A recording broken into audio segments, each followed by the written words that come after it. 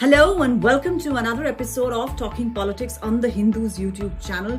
This is a show where we go behind the scenes of stories making the headlines in domestic politics. I'm Nistula Hebbar, the political editor of The Hindu. Now, usually we take up one big event within the week that reveals some aspect of domestic politics in this show, but we will make an exception for this episode.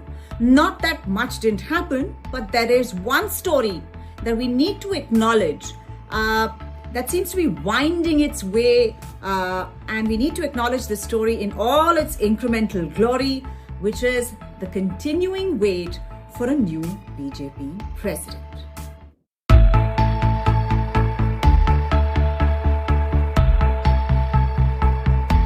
Ever since the conclusion of the Lok Sabha polls of 2024, 14 months to the day, there has been an anticipation that the BJP would hold its internal polls and declare a new national president and his team. The mandated tenure of any BJP president is 3 years. The same person can get a successive term next, but it had been made very clear that Mr. Nadda was not going to get that. Current BJP President JP Nadda was elected in 2020 and his tenure came to an end in 2023. But looking at the proximity of the Lok Sabha polls at that time, for the sake of continuity, his tenure had been extended to cover the poll period. Now, by norms, the polls for the BJP National President should have concluded by now. The new process, in fact, had been notified in October last year, and state units told to get cracking on their internal polling. As per the party's constitution, elections for the post of national president can only be held after 50% of BJP's 37 state and union territories units complete their respective organizational elections from the block to the state levels. That level has been reached and more. Technically, therefore, there is nothing stopping the party from announcing polls for the post of national president. And yet, a short Google search will show you a plethora of stories talking about how the question of the new president is like a can being kicked down the road. Organizational elections are yet to be concluded, meanwhile, in several key states like Uttar Pradesh, Karnataka, and Gujarat as well. Now, why is this so? Now, very clearly, this is not a question of a dearth of candidates, since BJP claims to be the largest political party in the world. The sticking point, therefore, is just who this person is going to be. Now, in an election, one would think candidates can put their hats in the ring and let the best person win. Except that, quite apart from the poll process on paper, the BJP's national president is elected unanimously after a series of consultations between the RSS, the ideological mothership of the BJP, and the political wing, that is the BJP itself, and a likely candidate is decided in whose name nomination papers are invited from state units where the poll process has been completed. Now, this sticking point between the BJP and the RSS was evident right off the bat in June 2024 itself.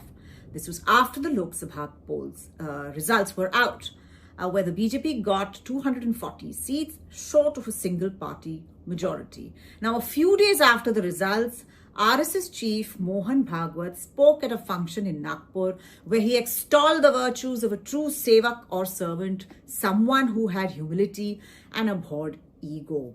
He spoke of harmony and the need to find a solution for the situation in Manipur, riven with ethnic strife, some very direct, some indirect shots at the current BJP leadership. A leadership that had not endeared itself to the RSS when Mr. Nadda, during an interview, had said that the BJP was saksham or capable of seeing to its electoral needs by itself without the RSS. The RSS felt slighted by this statement.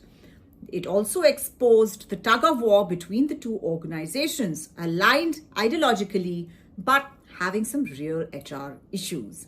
Mr. Bhagwat, in fact, has been making oblique references to these issues in public statements, like he spoke about late RSS leader Morupant Pingle's view of 75 being a good age to hang up one's boots in public life, Or very recently, Mr. Bhagwat, during a public meeting in Indore, speaking about the unaffordability of healthcare and education for ordinary citizens, a sharp rebuke if one looks at the Ayushman Bharat, that is the government's flagship health insurance scheme, which seeks to serve everyone. Now, this has not been without some response from the BJP. Prime Minister Modi had earlier gone to Nagpur for another function, praised, shared the stage with Mr. Bhagwat and praised the organization to the skies. The organization is completing 100 years this year, and Prime Minister Modi, in his Independence Day address as well, mentioned the RSS as a glorious page of Indian history dedicated to service and man-making mission.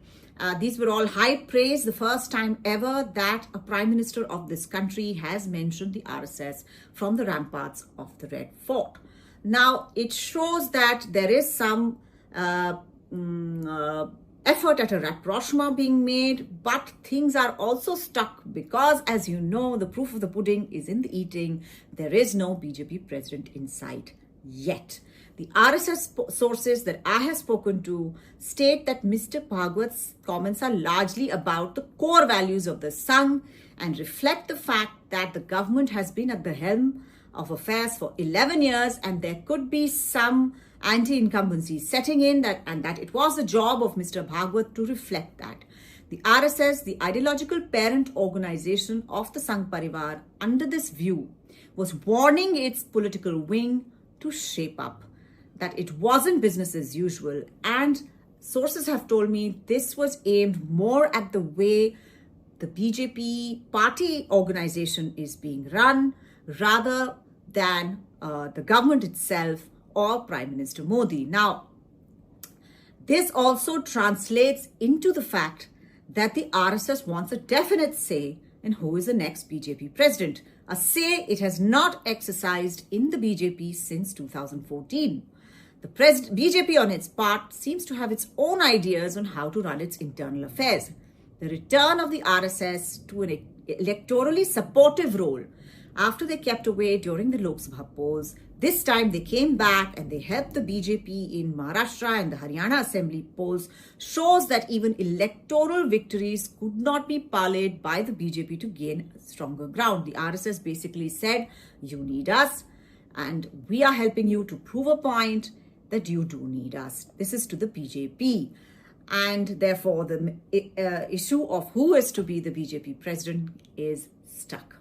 Now, in my view, this long period of waiting is not good for the image of the BJP, the most dominant in India's political scape. To be not able to get all stakeholders together and pick a candidate to lead the party shows internal strife within an ideological family, the deadliest of scourges politically to afflict any political party. The BJP needs to make decisions soon, and with the consensus of all parties involved in this situation, if it is to stop the speculation that the Sangh Parivar is a divided house. If not ideologically, then at least organizationally it appears divided. The whole thing seems to be a lesson on the nature of power and assertion within a hegemony. Well, we will await a decision and we will be back to talk of the new BJP president once one is announced. Till then, this is all I have for you this week. Thank you so much for watching. I shall see you next week.